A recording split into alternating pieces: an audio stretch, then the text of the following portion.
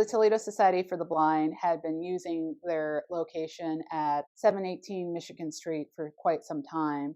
It was a 10-room house that they had made into this location for their agency. So they had all their services were there, and they had taken a former carriage house, so basically a garage, and had connected it to the building, and that was their workshop. And they wanted to expand. It had gotten to the point where they had to turn down some contracts because they just didn't have enough space to fit all the employees and all the work in there. They had previously tried to get a property. It was called the School Place property, but for whatever reason, that didn't work. And they had bought the property during the 1940s and they had sold it at profit. So they had a little bit more money to work with, and they had some donations from some bequests. And one of the things that happened in the 1950s was that they had gotten an industrial contract from AP Parts. So that was located right next to what would become their building. So they were able to transport goods that they were able to work on in the workshop. So they ran over budget when they were building this building. It was a really nice building with a lot of things that they needed, but they did run significantly over budget.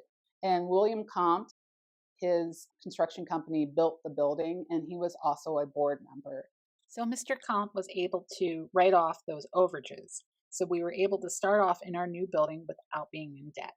So that location was selected. They always wanted to remain downtown because that was a centralized location where everything was at. That's how the cities kind of functioned back then.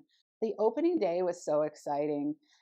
We do have some notes from the executive director at the time, Linda Clark, and she just makes it sound like just such an exciting media event.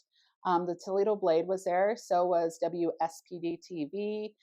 There were radio reports throughout the day doing little announcements with the board members and other people, just thanking the community for their help in it. This building was home and was like a doorway to new possibilities for them. It was their home for 51 years. So many people came through those doors. We had left the building in 2007. And after that, several different agencies occupied it and used that space. And even though we hadn't been there in years, it was still a little sad to see it go. And you can look online and find pictures, and it's sad. The building really did fall in a state of disrepair, but it was such a beacon for people for so many years. And about a week before our 100th anniversary, the building came down, and it was, a huge part of our history for more than half our century. That was our home. One of our staff members was able to go out and retrieve some bricks. So now we have some bricks that were a part of that building and a part of our history that are now in our current building. And so at least we have a little piece of that still lives in our hearts.